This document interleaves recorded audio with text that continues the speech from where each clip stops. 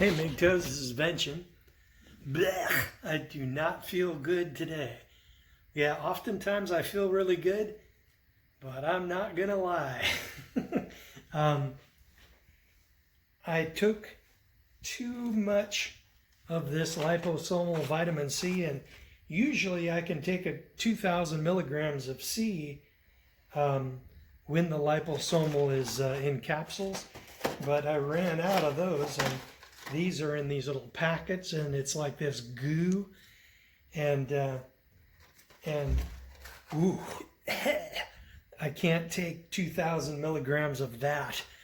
1,000 is going to be my max. Generally, I don't recommend this for people who don't have cancer, but basically I take 2,000 milligrams usually with every meal, because it's like mega dosing on C is heck. I mean, it's the way to go for knocking cancer down, or even like resisting it.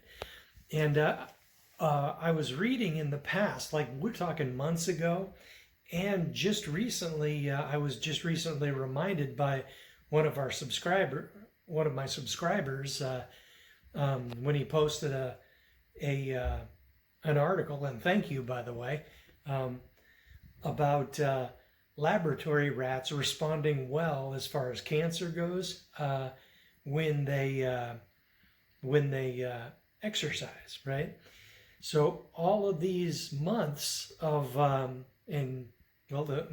all this time since I moved out of the old house and moved into the rental house, that rural place, I have made a point of getting that 2-mile walk, and it's like a fast walk,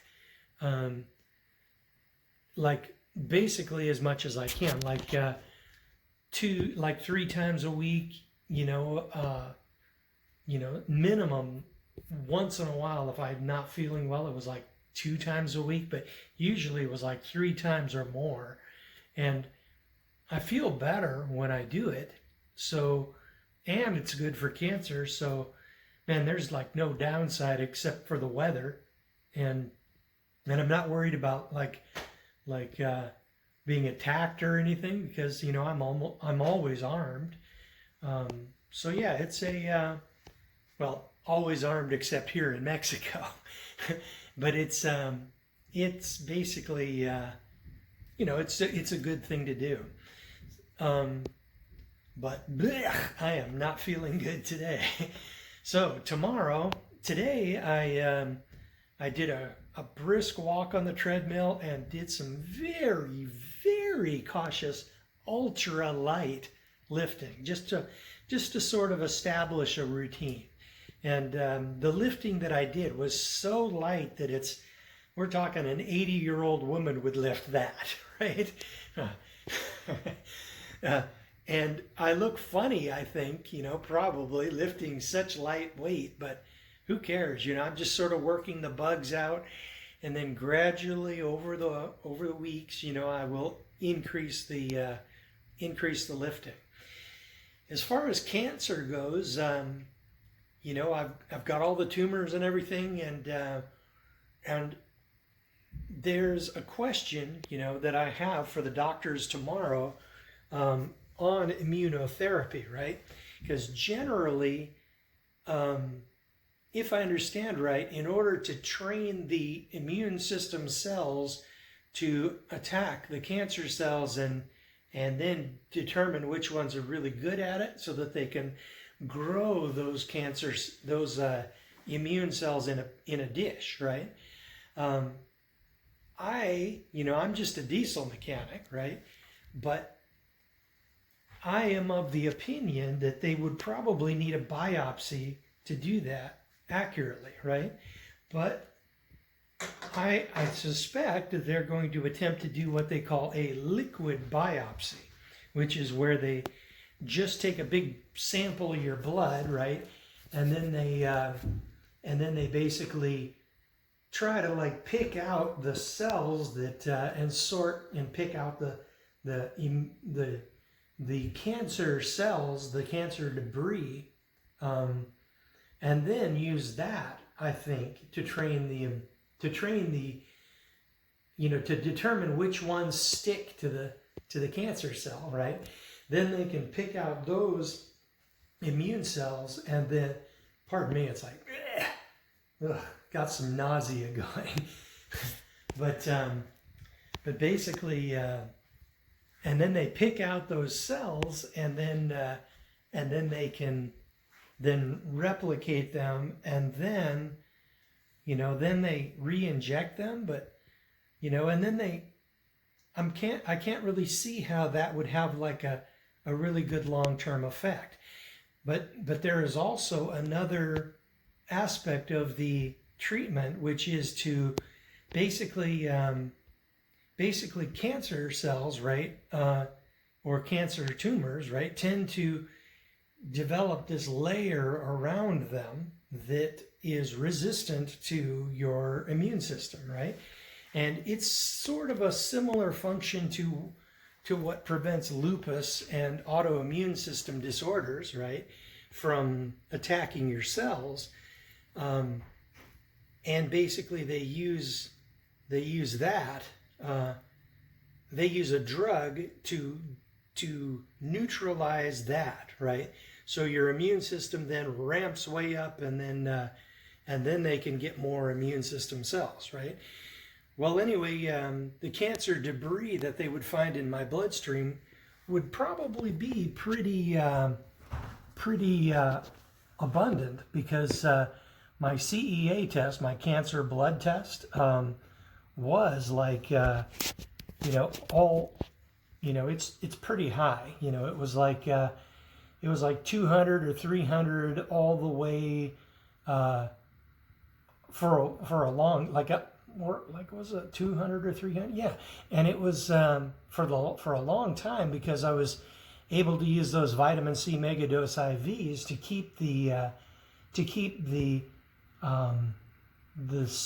cancer suppressed, and the exercise and everything, and I was really holding my own until that commie Governor Inslee of Washington State locked down the frickin' state and kept it locked down unnecessarily. And then basically I lost the ability to get my vitamin C megadose IVs, and over a period of 3 months, my cancer numbers tripled, right? And I basically I came down here, right, to get my rectum removed, and then I went back home again and recovered and finished, well, pretty much, extended my recovery. And I got another CEA test along with another IV. And my CEA test was about like 850 or some shit like that, which is like pretty darn high. That's a lot of cancer debris in my system. But that also means that debris is breaking off the cancer cells, or the cancer tumors, so therefore the cancer is being disrupted, right? In my diesel mechanic opinion. So basically they should have a lot of debris to work with if they do what they call a liquid biopsy. But I'm also thinking that maybe they might want to do an actual biopsy, and then I will have a more accurate, they'll be able to use that, if I understand right, to train the cells better than probably a liquid biopsy is able to do. So I've been doing, I was in heavy research mode today, and I managed to break out that little bit of knowledge from the freaking medicalese that's all over the internet, and then the report that I got from the PET scan place was medical jargon in Spanish that I flipped through Google Translate, and not easy to interpret. But anyway, that's what I managed to break out of it. So that is where I am cancer-wise. So today I did for my exercise, I did the treadmill and I did some very cautious lifting. And tomorrow, though, I'm going to forego the treadmill unless it's raining again. And then I'm going to find, I mean, there's a sidewalk not too far away from here that's pretty underutilized.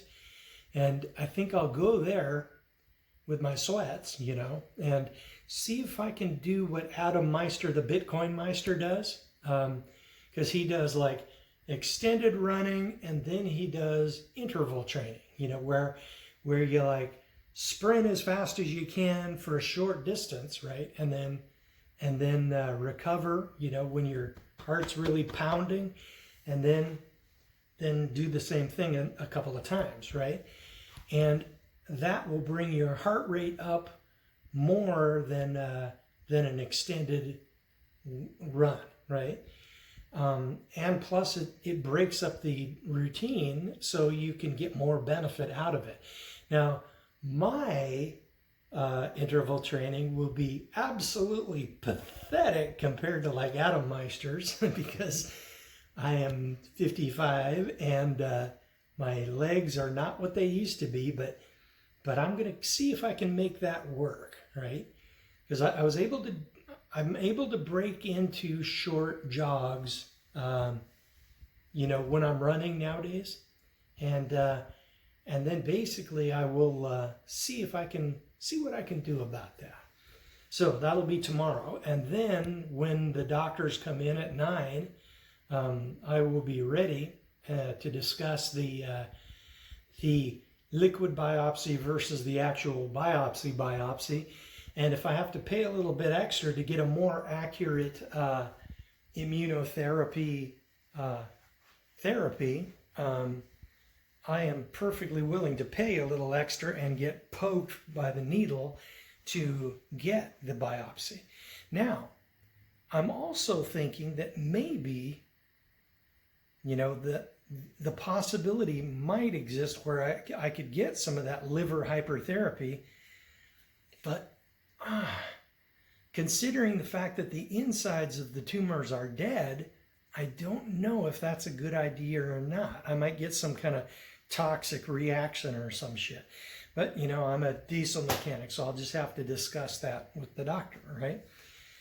So, now let's go, let us move on from the cancer side of things and discuss the whole election debacle and my opinion of our society and whatnot. Now, right now, there are a lot of conservatives that are very, very disgusted with what's going on, and I am one of them, right?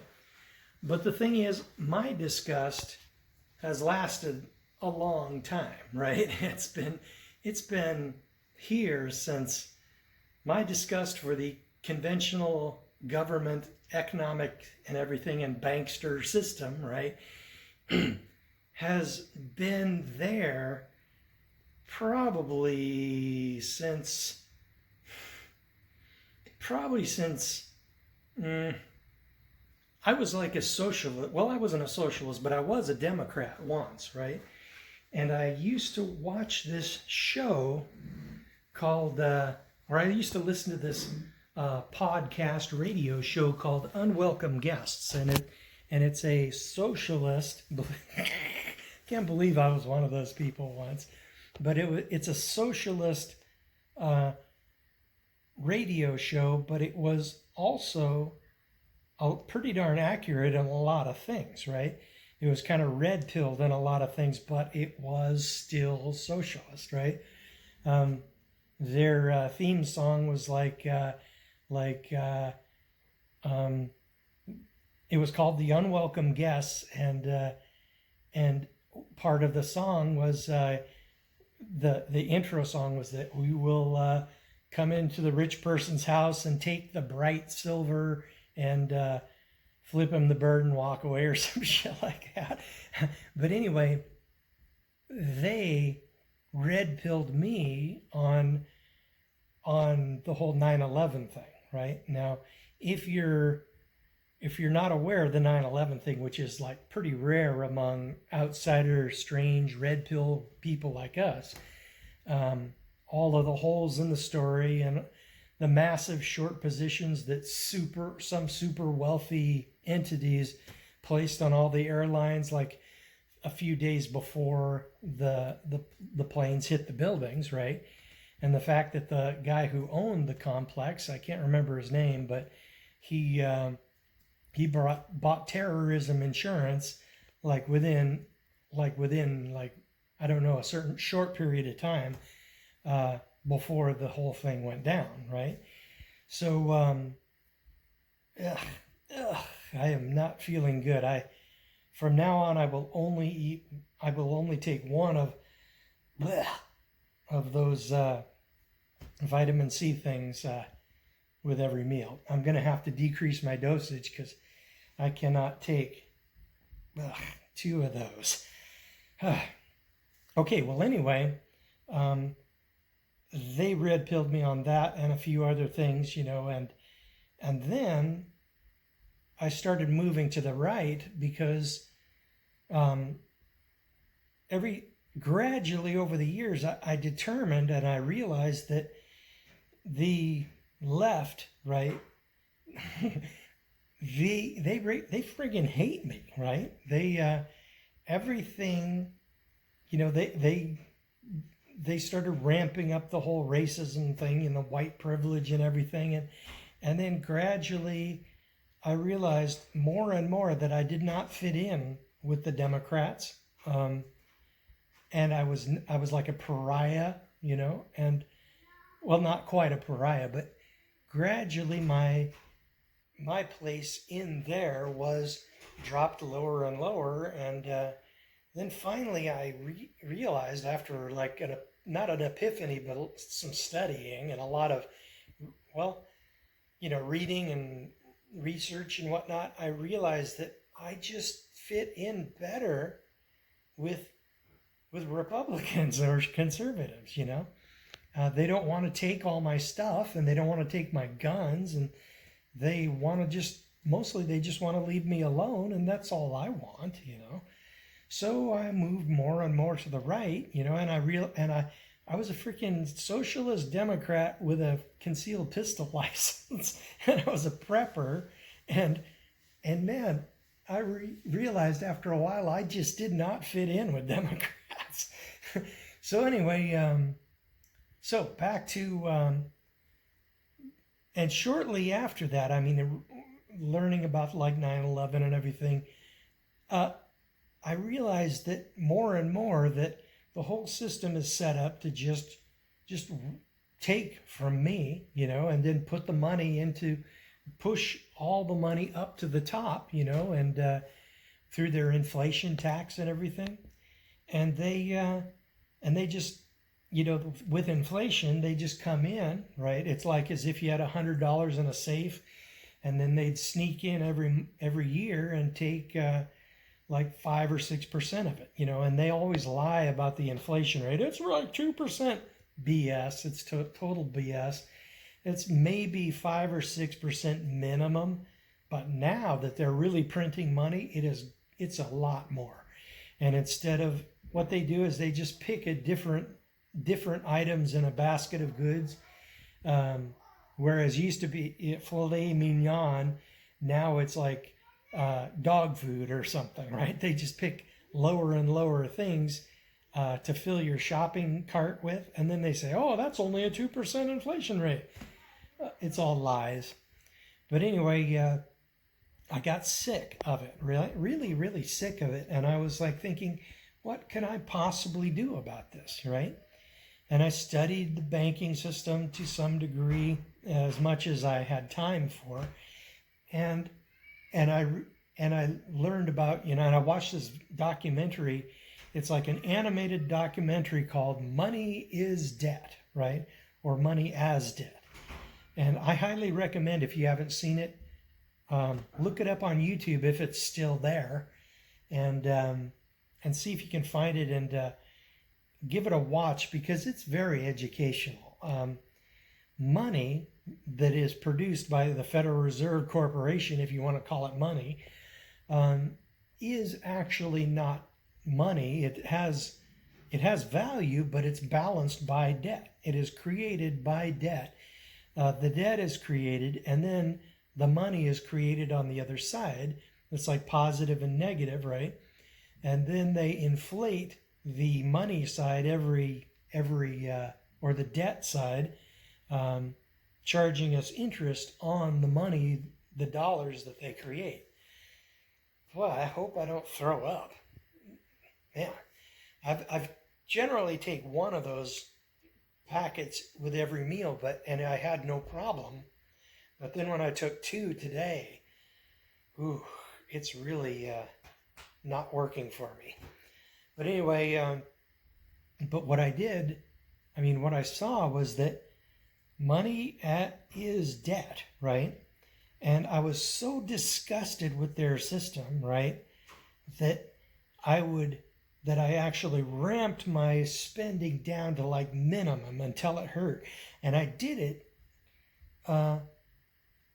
it as sort of not really a protest, but as a low-level resistance to what they are doing, right? And what I did was I ramped my spending down to minimum, right? Because every time you earn $1, right, you have to pay the IRS and the government in many different forms through their Federal Reserve, their federal income tax and their Social Security tax and their Medicare tax and all these taxes, right?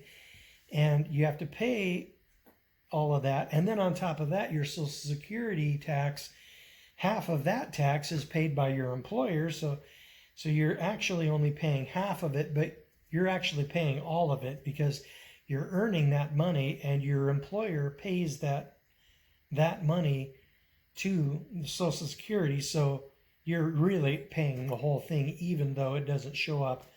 Well, it does show up on your pay stub, but it doesn't technically come out of your check. But it's your employer's cost of doing business to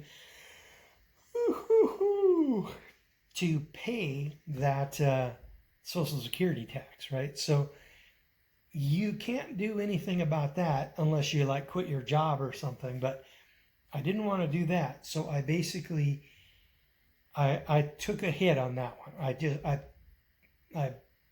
I did my job, but I almost never worked overtime. I never worked overtime voluntarily for the money. The only time I worked overtime was when the shop was in trouble and needed the help, right? So then I would take one for the team and I would go work overtime, right? Yeah. But in any case, but what I do control is what I spend, right? So what I did was I ramped my spending down to the minimum because every time you spend $1, the Washington state was right there to collect their sales tax, right? And then on the other side of that transaction, the Federal Reserve, the federal government was there to collect their cut of that same dollar from the person who earned that dollar that you spent it into, right? So every single time $1 changes hands, the federal government, the state charges you the sales tax unless the federal, like in the UK, gets really greedy and charges us a sales tax too, which they call a value-added tax, right?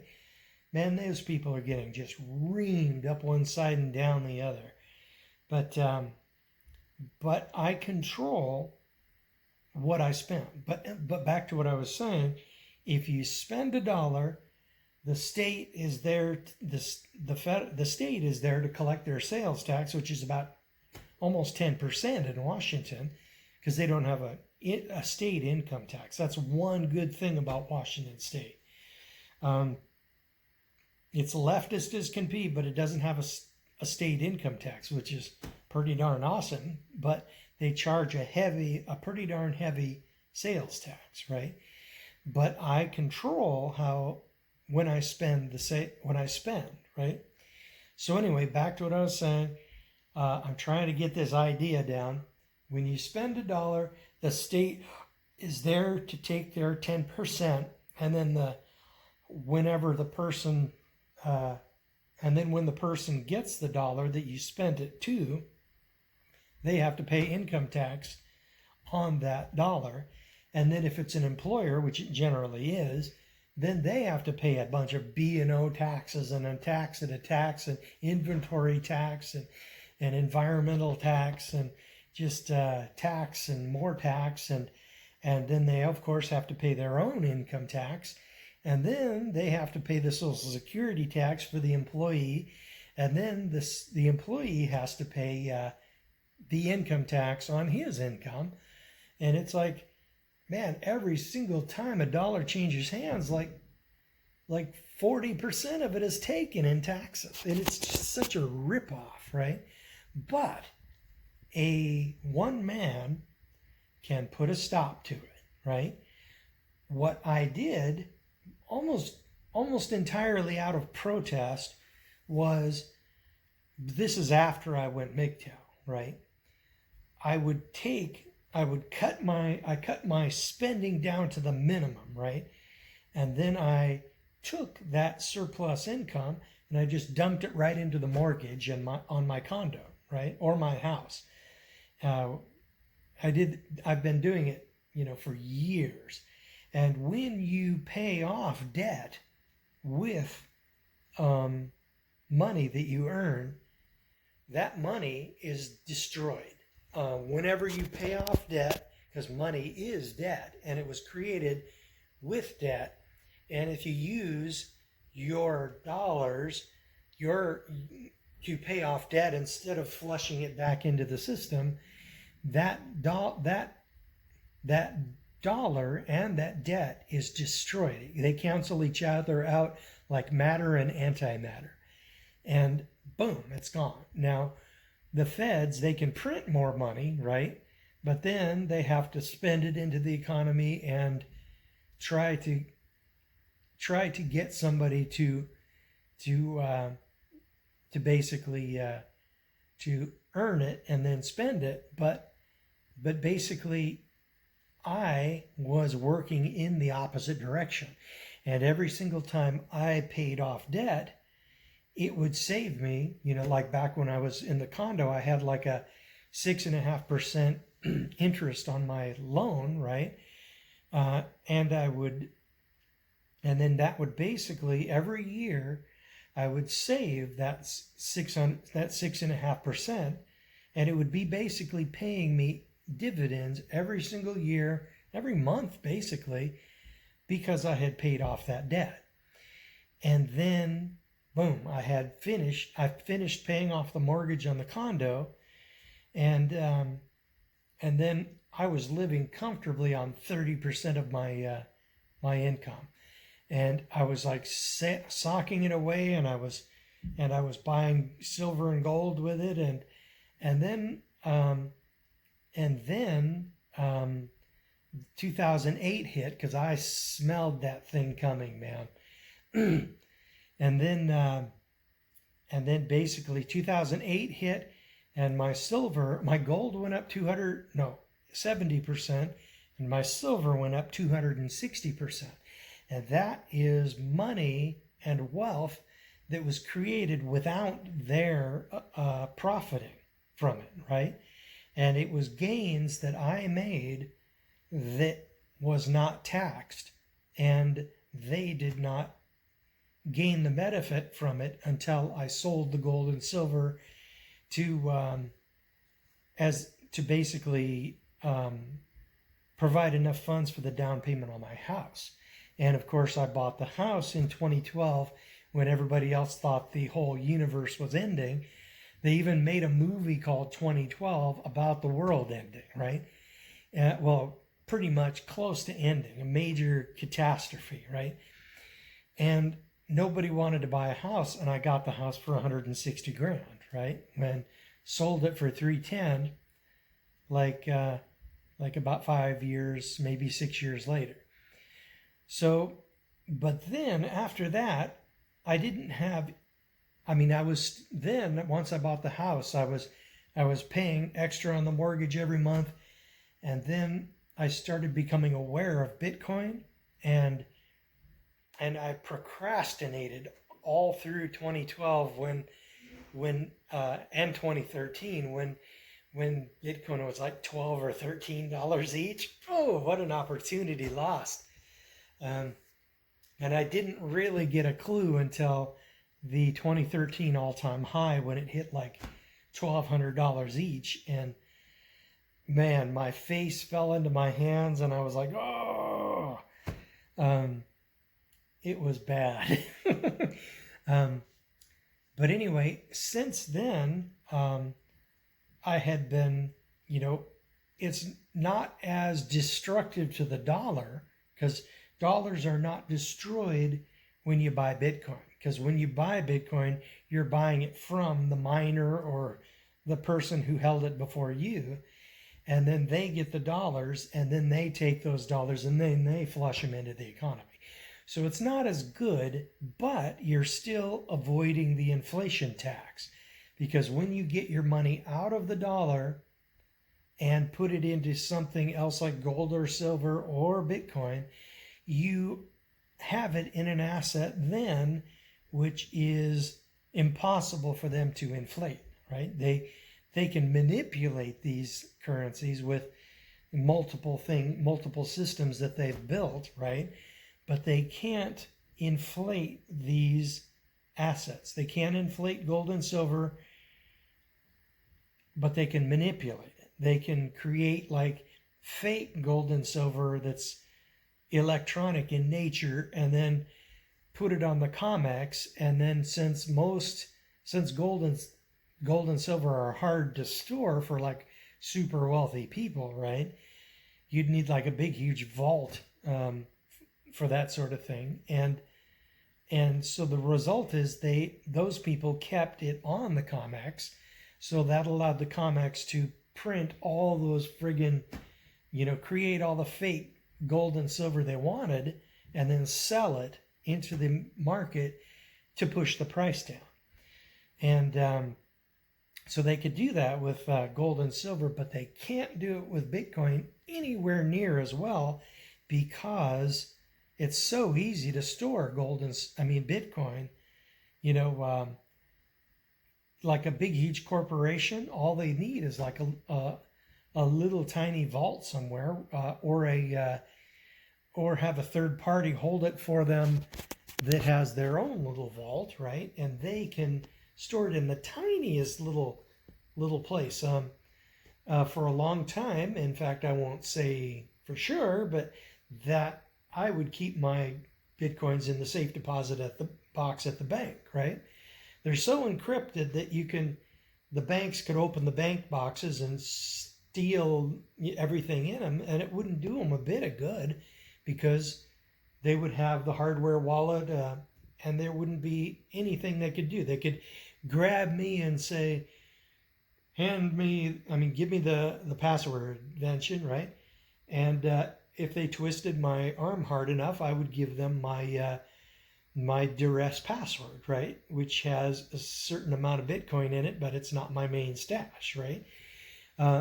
And basically it gets it all out of my house, right? So I'm not vulnerable to home invasion robbers, and it also is safe from the banks, right? And government, because they can have it and they can't do anything with it, right?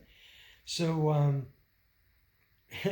and all of these traders, man, I don't get it. All these people who have, like, they try to like buy Dogecoin and sell Quark coin and buy a little BitConnect and try to lever up so that they can get more Bitcoin. Those people keep all their money at home and they are vulnerable to that shit, right? So, man, I am not on board with keeping that much money at home. It is dangerous to you, to your life. It's not just dangerous to your finances. It's dangerous to your life. So yeah, if anybody kicks in my door, I won't say that my Bitcoins are in the safe deposit box, but they're not at home. So there isn't shit they could get out of me except for some chump change and some big, huge jars of quarters and some ammo boxes of silver, but it's not that much, right? And that's assuming I can't shoot them before they get too far, right? Because I am always armed. One of my guns is always within like a foot or two of my hand, right? So basically, yeah, there you go. So what I've been doing for years and years is to take my own personal power as much as I can out of their system, and so I'm not adding a lot of my own energy to keep their system going and make it really profitable. I am taking my power away from their system and I'm putting it right back in my pocket where it belongs. And MGTOW is part of that. It's a big part of that because women are the system, basically. They are owned body and mind and soul and emotion and everything. 99% of them are owned by the corporate media and the government and the education system. 90% of them just cannot think for themselves. Guys like us, we seem to have a lot more something upstairs that allows us to resist what they do. You know, we're much more able to resist the programming. We're able to resist the advertising more. We're certainly able to resist their education system more. Partly because we're treated like crap in their system, and partly because I just think that our eyes are bigger and more open, and we are able to see and understand more than women are. You know, call me a sexist if you want, but I just think we have more of something. I don't know if it's intelligence, because there's a lot of friggin' smart women who can just run circles around me, and literacy and their writing is like perfect, and they are just, you know, they took what the education system has, and they were able to bring it into their mind far more than I was ever able to. I was always kind of struggling, and I was not treated well in their system, and as a result, I mean, not just the education system, but the whole system, I was treated pretty badly by their system. So I didn't really consider myself anywhere near as much to be part of their system. I considered myself separate from the system, and I was able to look at their system as an outsider and then see the thing from like a higher angle. It's like women are like on the ground, right? They are able to, they are part of the system. And a lot of the people who had a better time and were treated better in the system, they are part of the system. But the thing is, they are so much part of the system that I don't think that they can see the system as well as we can. And I was treated like crap, so therefore I'm outside of the system, and I've taken time and effort to pull myself out of the system and really look at it objectively. So I am like on a big, huge tower that is over the system, and I'm able to look down upon it and get a better perspective and say, okay, look at that. That's the economic cycle.